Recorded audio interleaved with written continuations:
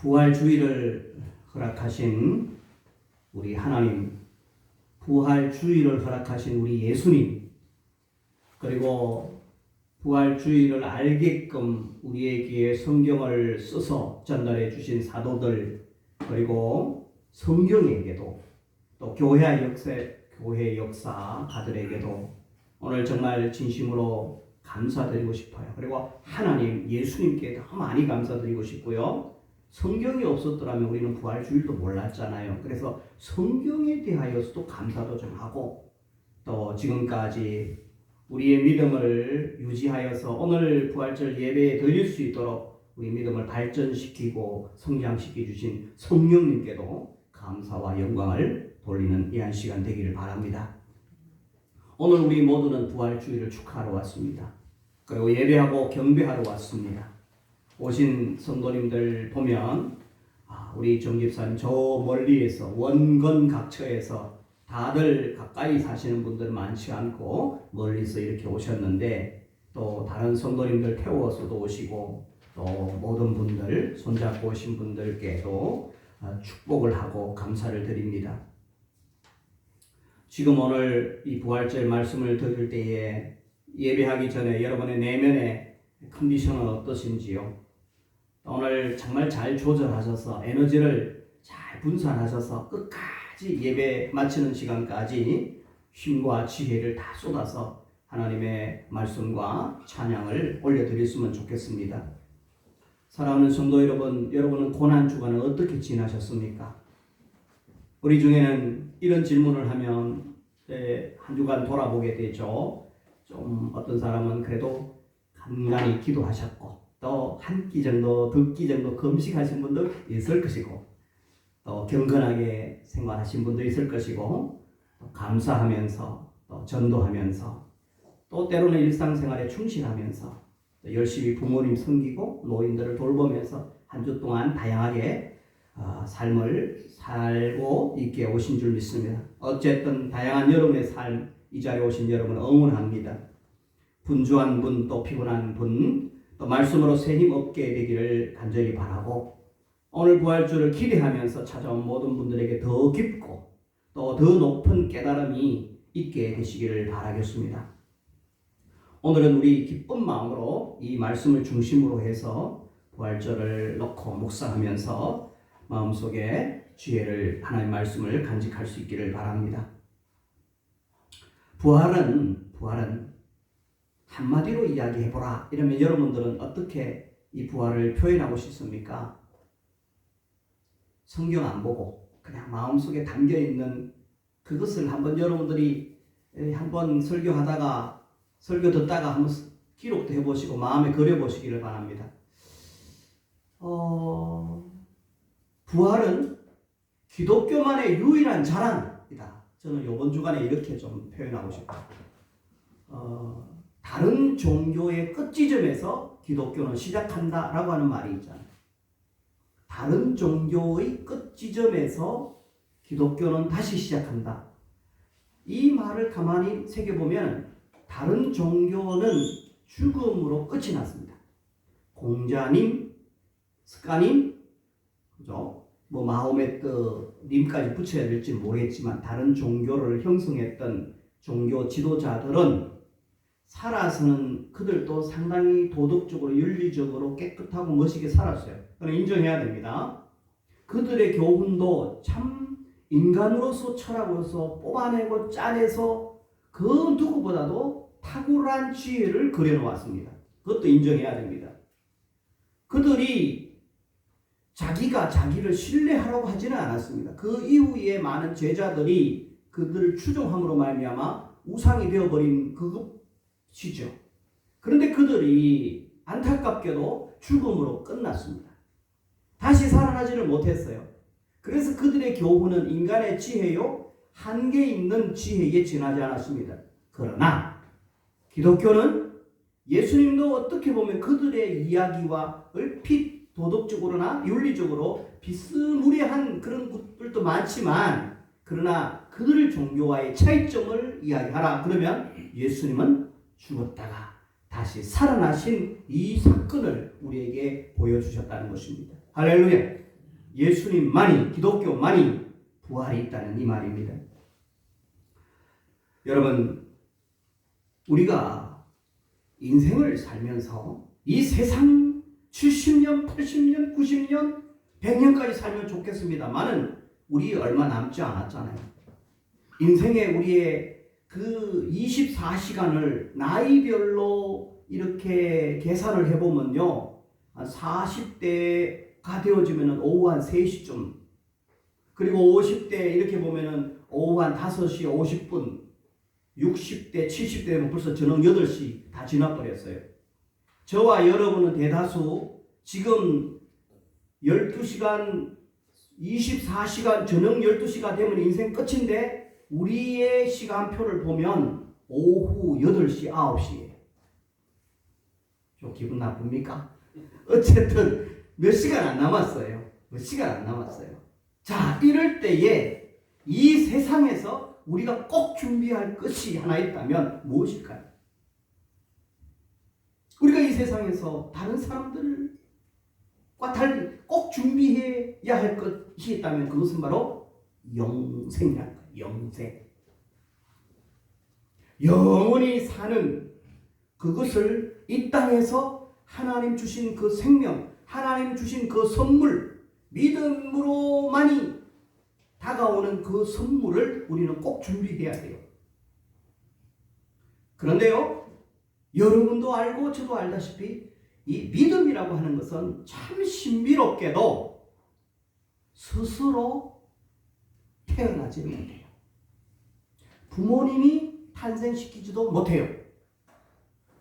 믿음은 꼭 산부인과나 옛날 어른들이 아기 놓을 때 산파가 필요했듯이 산부인과에 의사가 필요하듯이 믿음은 누군가의 도움이 필요합니다. 절대로 하나님께서 선물을 주셔야 믿음이 탄생하는 거예요. 그리고 이 믿음은 누군가가 도움이 필요해요.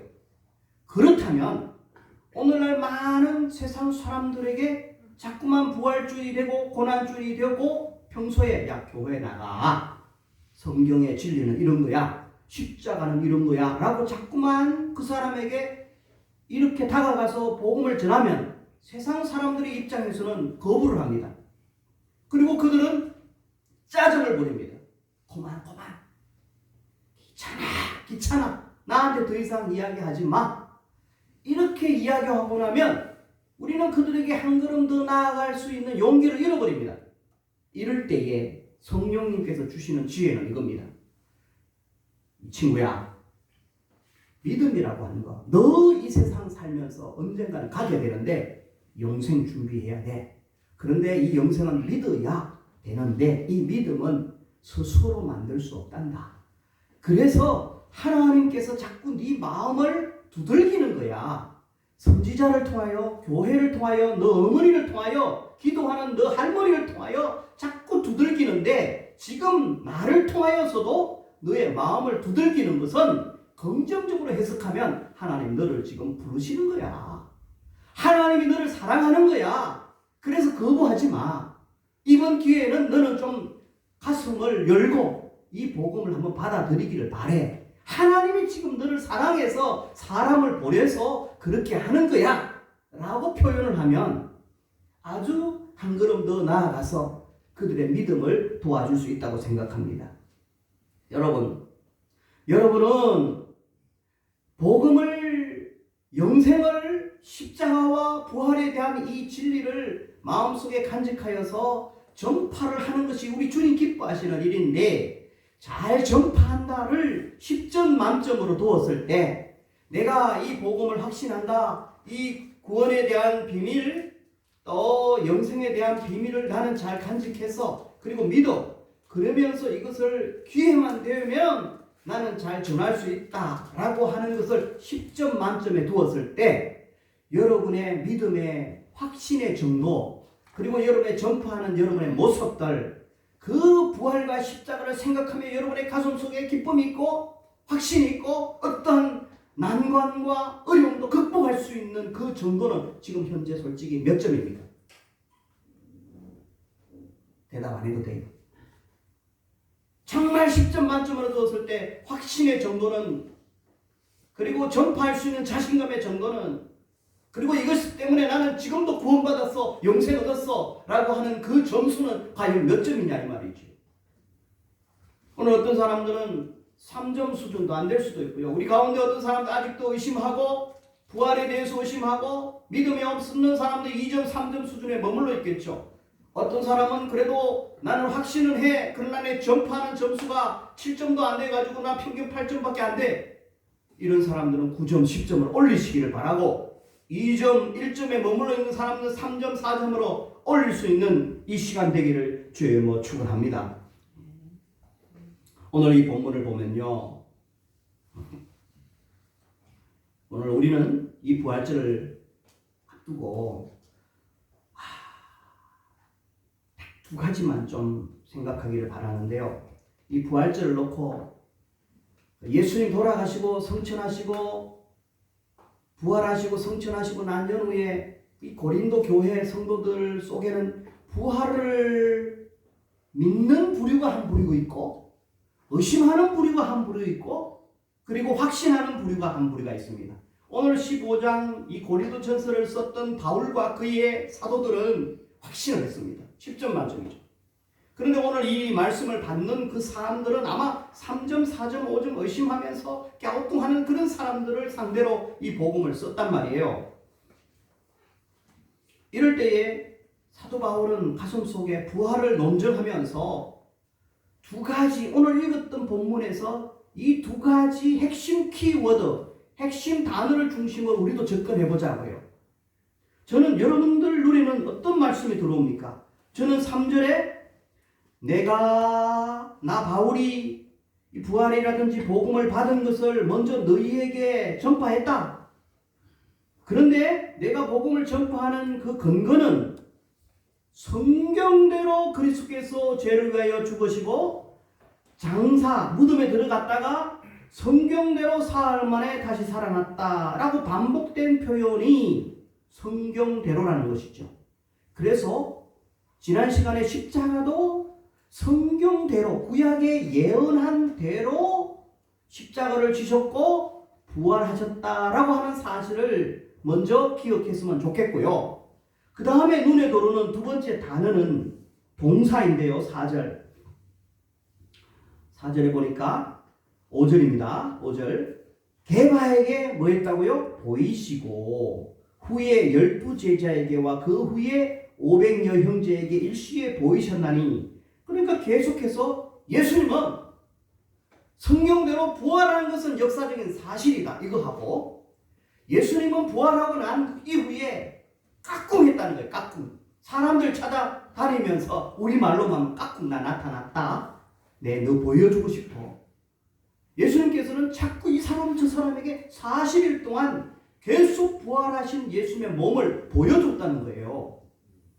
그렇다면은 오늘 우리들은 이 부활주를 맞이하여서 이 사도의 이 간절한 마음, 이 사도 바울의 마음속에 들어있는 이 간절함의 두 단어로 부활절을 묵상하면서 나아갔으면 좋겠습니다. 자, 그렇다면은 여러분, 예수님께서, 우리가 예수님이 되어서 부활하셔서 자, 사람들에게 찾아가시고, 자, 이미 부활했다는 거, 그 이야기는 다시 하지 않아도 돼요. 그죠? 그 이야기도 다시 실감나게 할 수 있습니다만, 예수님 무덤 속에 들어가서 이 아리마대 요셉 무덤이 없었어요. 무덤이 없어가지고 예수님은 남의 무덤에 들어가서 이렇게 누워 계시는데, 이 아침 9시부터 십자가에 못 박혀서 이렇게 하면서 12시 정오가 되면 얼마나 목이 탑니까? 그렇죠? 그래서 온갖 고통스러움을 침묵하시면서 고통스러운 것들을 다 감내하시면서 대화도 하고 조금씩 그 간간히 그러면서 내가 목마르다, 하나님 어찌 나를 버리십니까? 이런 탄식 소리도 하시면서 예수님께서 그렇게 피 흘리고 또 물 흘리고 다 흘리시면서 완전히 마지막 순간까지 그냥 목매달아서 그렇게 하면은 한두 시간 만에 끝났을 텐데, 여러분 시간 몇 시간이나 십자가에 못 박혀 있었나요? 몇 시간입니까? 전사님 몇 시간입니까? 이렇게 질문하면 왜 그냥 설교를 하지 자꾸 질문해서 날 괴롭혀. 한 6시간 이상은 그죠? 그래가 아침 9시부터 정오까지 오후 3시에 십자가를 못 박혀 돌아가셨단 말이에요. 3시. 그러니까 한 6시간. 요게 거의 안 틀릴 거예요. 그래 한 6시간. 여러분 축 늘어지면서 모든 사지 육체가 이 못의 힘에 의지해서 그냥 쿵 늘어지면서 뼈마디도 아프고 그렇잖아요. 그런 예수님께서 완전히 죽으시고 죽은 것을 확인하기 위해서 옆구리에다가 창으로 꽉 찌르니까 피가 흘리고 물 흐르고 그리고 머리에 가시깔 멸관을 쓰시면서 얼마나 온갖 고통 온갖 조롱도 당하면서 정신적인 조롱 육체적인 아픔 다 감내했어요. 우리 죄 때문에 그렇다고 그러죠. 저와 여러분의 죄 때문에 우리 아픔 고치려 우리 죄를 없애시려 우리에게 영생 주시려 그렇게 죽으셨는데 그리고는 내려가지고는 쭉 내리셔서는 그것을 아리마대 요셉의 무덤에다가 두시고 그리고 금요일 날부터 금요일 하루 가지요. 하루 토요일 날 온종일 쭉 가시죠. 24시간 그리고 주일 하면 4시, 5시, 6시니까 토탈 시간적으로 계산하니까 한 72시간 되는 것 같아요. 72시간 동안 날짜로 계산하면 3일 동안 그죠? 그렇게 해서 3일 만에 무덤 속에 계시다가 무덤에는 가보면은 무덤이 옆으로 우리는 땅으로 펴 있는데 옆으로 거기는 석회 속의 그 산중턱 이런 거기 때문에 파서 거기다 엄청난 이렇게 돌을 막아놓거든요. 그 돌 무덤을 딱 해놓으니까 그것을 쫙 이렇게 밀어젖히시면서 세마포를 입고 그렇게 누워 계신 주님께서 그대로 빠져나오셔서 하나님 인간이 사람이 어찌 이 세상에서 그 누구도 아주 자기 몸을 자기가 죽은 자기 몸을 살릴 수가 없잖아요. 아픈 내 몸도 내 스스로 극복하기 어려운데 죽었던 동물도 살리기 없고 죽었던 나무 하나도 살리기 어려운 것이 인생의 진리예요. 그런데 예수님께서 죽었다가 인간은 죽어요. 그래서 하나님께서 죄 없는 예수님을 인간 만들으셔서 그렇게 해서 하나님의 형상으로 이 땅에 오셔서 우리를 대신해서 죽이시고 우리 죄를 사하여 되기 때문에 사람이 필요했고 우리의 죄를 용서하여서 하나님을 만족시켜야 되기 때문에 죽음이 필요했고 죄가 없는 분이어야 되면 하나님의 아들이 필요했고 그래서 하나님 아들이 될 것이며 죽어야 될 것이며 인간이 될 것이며 그죠? 그래서 그것을 다 조건을 만족해서 예수님 죽으셨단 말이에요.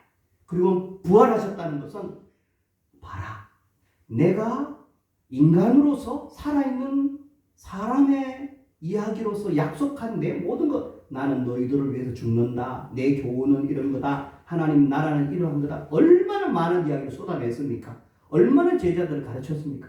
그 모든 교훈들이 예수님이 죽었다가 살아나지 않았으면 사람들은 뻥이다. 예수님 다른 사람하고 똑같네 그 이야기 믿어도 되고 안 믿어도 되고 다 헛방이다. 안 믿어도 돼요. 사람의 이야기니까 철학이니까. 그러나 예수님께서 철학이 아니라 죽었다가 살아난 것은 나는 봐라. 사람하고 다르지? 나는 하나님이지. 하나님만이 살아날 수 있잖아. 나는 하나님의 아들이었다. 나는 하나님이었다. 그러므로 나를 믿을 수 있어. 그러면은 내 죽음이 내 부활이 이것은 첫 열매 아니더냐. 첫 열매라는 것은 모델하우스와 같은 거야. 모델하우스는 뭐니? 너희들이 나중에 들어가서 살 고집을 그대로 미리 보여준 것이 모델하우스 아니니 나를 믿으면 너희들은 줄줄이 사탕처럼 똑같이 나처럼 부활하고 그리고 너희들한테 찾아오는 선물은 영생의 선물이란다. 너희들도 부활할 수 있단다. 이거를 증명하기 위해서 하나님 되심을 증명하고 우리 살리는 것을 확정시켜 주려고 예수님은 3일 만에 부활하셨답니다. 할렐루야. 그러면서 이 부활하신 예수님께서 나타나셨단 말이에요. 여러분 왜 자꾸 나타나셨습니까? 왜 보여주셨습니까? 이 부활을 그 나타남과 또 성경대로 왜 부활하셨습니까?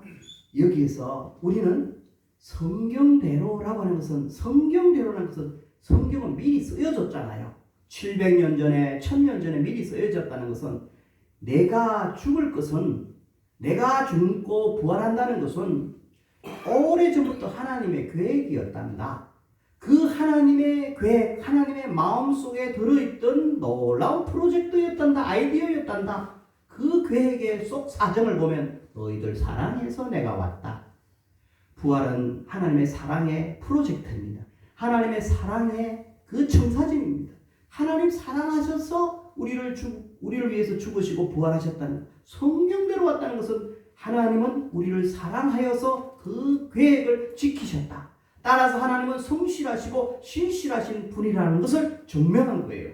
그래서 성경대로라고 하는 것은, 야, 하나님 참 신실하시구나. 하나님은 동일하시구나. 하나님은 약속을 지키시구나. 그 약속을 성취하신 분이구나. 하나님은 역시 하나님으로서. 사람은 불변하잖아요.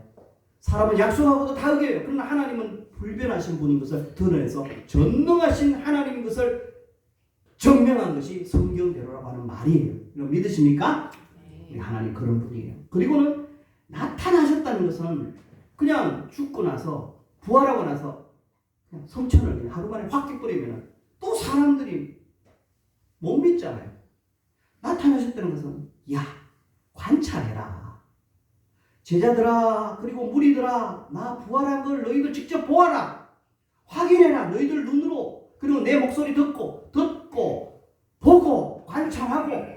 그리고 예수님께서 항상 화를 낸 것이 의심할 때 화를 냈어요. 못 믿을 때 화를 냈어요. 그러면서 예수님께서 이 사람 저 사람에게 돌아다니면서 보여주신 것은 확신해라. 믿음을 가지라. 믿음을 먼저 가지라라고 하는 그 의도가 그 속에 숨어 있답니다. 할렐루야.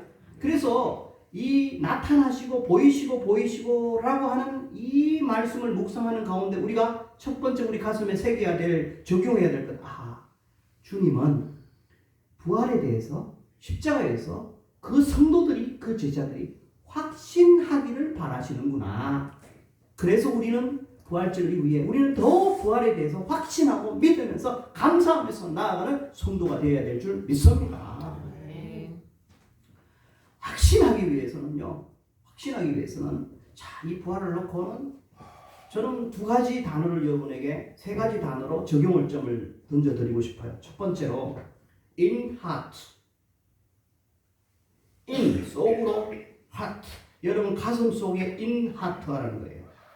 가슴 속에 부활의 사실에 대해서 심으라는 거예요. 부활의 그 진리를 내재화하라는 거예요. 내 심령에 주님의 부활에 대해서 관찰하고 의심할 것 다 의심하고 나서 마침내 성령님을 통하여서 가득 채우시기를 주의 이름으로 축원합니다. 부활의 그 사건, 십자가의 그 사건을 내 가슴 속으로 수입하여 내 가슴 속에 투자하십시오. 부활을 내 것으로 더 심어시키기를 바랍니다. 그래서 내면을 정돈하시기를 바랍니다. 공감도 하시기를 바랍니다. 감사합니다. 믿습니다. 반응도 하시기를 바랍니다. 그래서 그분의 부활하신 그 전략에 대하여서, 수고에 대하여 하나님 감사합니다. 그리고 기뻐하시고 마침내 확신하는 여러분 되시기를 주의 이름으로 축원합니다. 주님께서는 바로 나의 부활을 내재화하라. 내 부활을 너희들이 먼저 충만하게 확신하고 너희 것으로 만들어라. 이것이 부활절에 우리가 해야 할 첫 번째 작업인 줄 믿습니다. 그리고 보여줬다는 것은, 이렇게 보여줬다는 것은 너희들만 알고 즐기고 천국 갔어, 나 영생 얻었어 라고 하는 게 아니라, 제발 수출 좀 해라. 너희들이 수입했다면, 인풋했다면 아웃풋해라. 너희들 속에 내재화되어 있고 너희 속에 충만한 그 부활의 기쁨, 그 소식을 바깥으로 전파하라는 거예요. 그리고 두 번째는 외재화하라. 첫째는 내재화하고 두 번째는 외재화하라. 아침에 끙끙하면서 부활절 되면은요, 설교가 2편, 3편, 5편까지 준비가 됩니다. 이거 해야 되나, 저거 해야 되나, 막, 이거 지난번 했지. 다 버리면서 또 생각하면서 막, 그러면은 막 가슴을 쥐어짜면서 또 새벽 아침 6시까지 끙끙, 옆에서 아내는 자는데, 막 뒤통이면서 하면 온몸으로 막 그냥 하나님 말씀이 막 이렇게 저렇게 막 준비된 원고를 놓고, 새벽에 일어나서 막 뒤뚱이면 그때서야 이게 온몸에 설교가 다 한번 두루마리처럼 한번 딱 정리가 되면 그때 기쁨이 와요. 이제 전해도 되겠구나. 오늘 이렇게 하면서 하나님 어떻게 해요? 내재화하라, 외재화하라 이 단어가 딱 들어오면서 말씀이 정리가 되더라고요. 그래서 이것은 뭐냐면 우리 잘 들었던 거예요. 주님께서 보여주시면서 야 너희들만 알지 말고 내 부활의 사실을 좀 전파하지 않겠니? 세상 끝날까지 돌아다니면서 저 열방으로 돌아가면서 공유해라, 전해라. 또 다른 좀 세련된 언어로 아웃풋해라. 또 다른 말로 하면 수출해라. 부활을 수출해. 땅 끝까지. 그런데요, 문제는 여러분 좀 우리가 1900년대, 2000년대 그 고무신 또 운동화 이런 걸 막 쓰다가 요즘은 얼마나 신발들이 개발이 많이 됩니까?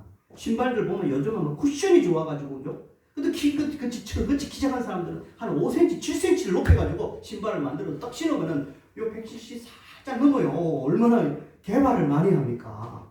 그렇지 않습니까? 타이어도 옛날에는 그 자동차 타이어도 옛날 냄새 나는 거 있잖아요. 요즘은 얼마나 타이어가 개발합니까? 차도 전기차가 되고 하이브리드가 되고 그렇게 상품들은 초기에 우리 핸드폰 봤잖아요. 얼마나 핸드폰이 그래요. 지금은 얼마나 멋있습니까? 후라이팬도 옛날 후라이팬하고 지금 후라이팬 달라요.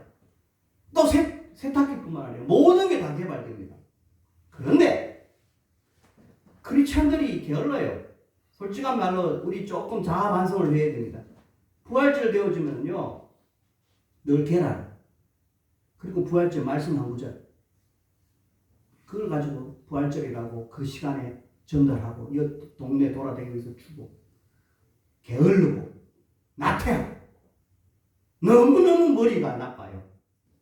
크리스찬들이 옛날에 또 부활절 계란하고 계란 속에 부활의 의미는 있지만 그 상품의 그 예수님의 십자가 부활의 그 의미를 좀 더 개발하고 또 고품격으로 만들고 그리고 사람들 오늘날 많은 사람들이 귀에 쏙쏙 들어가도록 카톡도 있고 다 있는데 여러분 솔직히 우리 주님 앞에 부활절 놓고 주님을 위해서 엄청난 프로젝트로 이 땅에 오셔서 다 완전 상품을 만들어 줬는데 이거 포장하는 그 기술 개발하지 않아가지고 세상 사람 다 싫어해요. 기독교인들만이 싫어해요. 교회 싫어해요.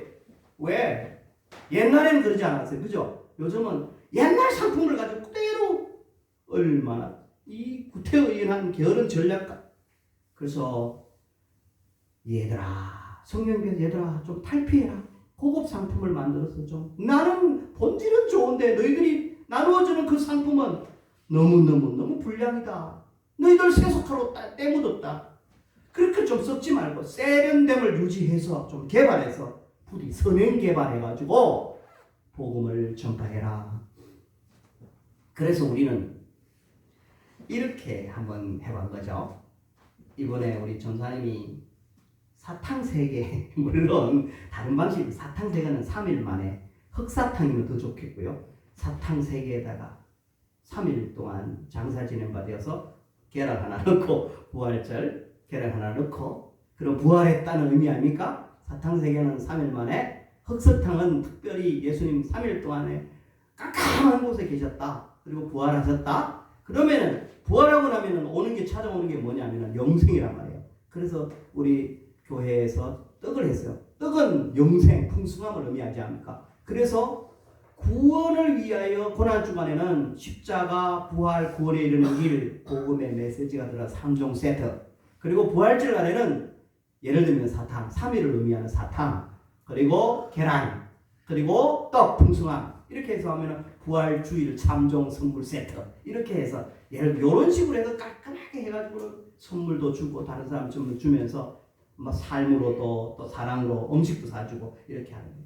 저는 지난 주간에 한 15,000원짜리 그 음식을 이렇게 5명, 4명에게 시내에 가서 먹였어요. 그리고는 또 맛있게 먹더라고요. 그렇게 막 입이 열리고 배가 열리니까요. 오셔요. 제 방에 오세요. 그러니까 와서 한 30분만 들으라 그러니까 1시간 반 동안 토론하면서 기독교에 대한 17가지 질문을 막 쏟아내면서 얼마나 진지하게 들어오는지 몰라요. 그렇게 하면서 복음을 엄청나게 막 한 7팀, 8팀에게 복음을 전했는데 얼마나 기뻤지 몰라요. 자, 여러분 오늘 자랑하기 위함이 아니라 좀 우리 주님의 이것을 외제화하고 수출하고, 우리 상품을 수출하면 음식도 그렇잖아요. 개발하지 않으면 음식이 안 팔리잖아요. 우리 그런 것들은 다 개발하는데 오늘 우리 주님의 이 귀한 십자가와 부활, 이 사건에 대하여서도 개발하여서 신세대에 맞게 다음 세대에게 물려줄 수 있는 그것을 부지런히 머리 쓰면서 돈보다도 더 귀하고 영생을 주는 이 선물을 우리는 좀 개발해서 나누는 그 삶을 살도록 우리는 도전합니다. 그리고 이 부활은 주님께서 이제 내가 새롭게 되었잖아. 부활은 새 생명 아닌가. 그랬을 때에 육신으로 돌아가지 말라는 것이죠. 부활했던 것은 너희들도 부활하니까 너희들의 그 몸은 나를 믿고 그러면 부활의 몸이 되는데 그 몸으로는 이제는 육신의 병기가 되지 마라. 이제 의의 병기로 살아. 과거의 죄, 과거의 육신적인 모든 세속적인 가치관을 십자가에 다시 못 받고 이제는 정말 새롭게 살기를 바란다라고 하는 그런 의미가 그 부활 속에 이렇게 숨어 있다는 것을 우리는 꼭 기억해야 될 줄 믿습니다. 자, 사랑하는 성도 여러분, 이제 결론입니다. 정말 부활이 주는 게 뭐예요? 주님의 부활이 주는 것, 주님께서 보여주시는데 내 부활은 내가 다시 살아나는 이 모습을 너에게 선물로 보여주는 것, 이것은 내가 다시 살았다는 것은 이제 다시 나 안 죽는다. 나는 천국으로 주님께서는 성천하셔서 계속 오래오래 살고 지금까지 살고 계시잖아요. 저와 여러분 가슴 속에도 살고 이 땅에도 살고 하늘나라도 살고 이렇게 탑니다. 그것은 영생입니다. 여러분, 부활은 우리에게 영생의 선물을 주는 것인 줄 믿습니다. 여러분, 부활을 믿으시기를 바랍니다. 이 부활을 믿으시면 여러분이 찾아오는 것은 3종 세트는 뭐냐? 평안이 옵니다. 그 모든 긍정적인 언어들이 다 우리 속에 부활을 제대로 믿으면 기쁨, 행복, 만족, 희락, 소망, 희망, 이 모든 긍정적인 언어들은 다 우리 속에 찾아오는 축복으로 오게 되는 줄 믿습니다. 그리고 영생, 영원한 생명, 그 속에는 풍성한 삶, 이것들이 다 오지요. 여러분, 이 영생을 어떻게 얻을 수가 있습니까? 믿음은 들음에서. 그런데 그 믿음은 듣고 나서는 여러분 마음으로 믿고 입으로 신해야 되는데, 영생을 얻기 위해서는요, 머리로 살짝 동의하는 수준 가지고 안 돼요. 하나님, 나 이 십자가 믿어요. 하나님, 나 부활 믿어요. 이렇게 얄팍하게 하는 것은 조금 2% 부족이에요. 마음을 담으라는 거예요. 마음을 담으라는 것은 인격을 담으라는 거예요. 예를 들면 이런 거죠. 우리 전도사님이 운전면허를 땄어요. 운전면허를 따서 금방 땄어요. 그런데 전사님 너무너무 잘했어요. 전사님을 신뢰합니다. 전사님 머리, 전사님 운전 실력 우리 신뢰합니다. 그런데 권사님 내 집에 모시다 드릴게. 우리 여행 갑시다. 금방 운전면허증을 딴 사람은 그 옆에 오른편에 딱 타서 잠을 자면서 예, 잘합니다. 이렇게 신뢰하면 탈 수 있을까요? 칭찬을 하더라도 전사님 운전을 딴 것에 대해서 나는 동의합니다. 그리고 칭찬합니다. 그렇지만 타지는 않을 거예요. 근데 한 3년, 5년 요즘 돼가지고 전사님이 이제 실력이 이제 좀 늘었어요. 그러면 지금은 전사님 오른편에 타서 눈을 지그시 감고 잔소리하지 않고 그냥 눈을 감고 푹 잘 거예요. 신뢰한다는 거죠. 다시 말하면 우리 예수님을 믿을 때 영생을 얻으려면 마치 운전면허증을 금방 딴 사람에게 그 실력을 말로 인정해 주는 것으로 부족하다는 거예요. 그 옆에 탁 타고는 전적으로 위탁하고는 눈을 지그시 감고 나를 드리는 거예요. 여러분, 우리 예수님의 부활에 대해서 우리가 전적으로 신뢰하면서 전적으로 내 인생 모두를 투자합니다. 우리 주님 내 모든 인생 책임져 주실 줄 믿습니다. 주님께 완전히 나를 맡기면서 그런 마음으로 나는 주님을 믿습니다. 절대합니다. 여러분 준비됐습니까? 지적인 동의, 예수님의 십자가와 부활, 영생 이걸 믿는 거 여러분 동의하면서 마음을 심으세요. 주님이 내 인생 책임질 겁니다. 나는 주님께 완전히 의탁합니다. 라고 하는 마음으로 나는 주님의 부활을 믿습니다. 시작! 나는 주님의 부활을 믿습니다. 그 부활은 나의 부활이 됩니다. 시작. 그 부활은 나의 부활이 됩니다. 이렇게 마음을 담아 인격을 담아 예수를 믿을 때 영생의 선물이 오고 마침내 이 부활을 우리는 나의 것으로 만들면 마지막 찾아오는 선물은 원동력을 얻게 됩니다. 모든 위험, 모든 고난, 모든 슬픔을 극복할 수 있는 이 원동력을 부활이 주는 힘이라는 거예요. 이 힘을 얻어서 어떤 어려움이 와도 여러분 다 극복해낼 수 있는, 요즘 많은 사람들이 그렇잖아요. 국회의원들도 돈 많은 사람들도 얼마나 내적으로 마음에 나이테가 없어요. 전부 다 하늘 걷는 버드나무 같아요. 조금만 부끄러운 일을 하나 행하고 그러고 나면 헷가닥 죽어버려요. 얼마나 불쌍합니까? 극복할 수 있는 힘이 없어. 세상에 눈 떠보는 돈 있고 권력 있을 때는 큰 소리 많이 치지만 정말 어려움이 오고 고난이 오면 그냥 꼴꼬닥 그냥 다 죽어버리고 그 버드나무처럼 연약해요. 여러분 너티나무가 되시기를 바랍니다. 주님을 믿고 부활을 믿는 사람은 내공이 있어요. 내면 속에 아름다운 나이테가 있어요. 이게 바로 주님이 주시는, 성령이 주시는 힘이에요. 어떠한 어려운 고난이 와도 여러분 다 극복할 수 있는 아름다운 이 내공을 가지는 그런 성도가 되게 될 줄 믿습니다. 이제는 부활을 믿는 우리는 이제 두려워하지 마세요. 거부하지도 마세요. 진짜 거부하면 나중에 후회합니다. 정말 후회합니다. 그때는 주님 앞에 가서 김 목사를 통하여, 친구를 통하여 이 부활과 십자가를 그렇게 너에게 전했구만. 너는 왜 마음속에 불신하고 의심하고 거부하느냐? 예수 믿기를 주의 이름으로 축원합니다. 예수님 좋습니다. 예수님 십자가를 지시고 우리를 살리기 위해서, 우리를 사랑해서 부활하셨습니다. 이 주님을 찬양하면서 마음속으로 주님을 영접하는 저와 여러분 되시기를 주의 이름으로 축원합니다. 하나님 아버지, 부활하신 주님, 십자가 주신 주님 다 우리 때문에 그렇게 된 줄 믿습니다. 우리의 주님의 부활은 우리의 영생인 줄 믿습니다. 마음으로 믿어서 전심으로 의탁하면서 주 예수 그리스도를 믿고 어떠한 세상의 고난과 근심 염려 다 이길 수 있는 원동력을 성령님으로부터 얻는 우리들이 되게 하여 주옵소서. 이 부활절 주님을 찬양합니다. 예수님 이름으로 기도하옵나이다.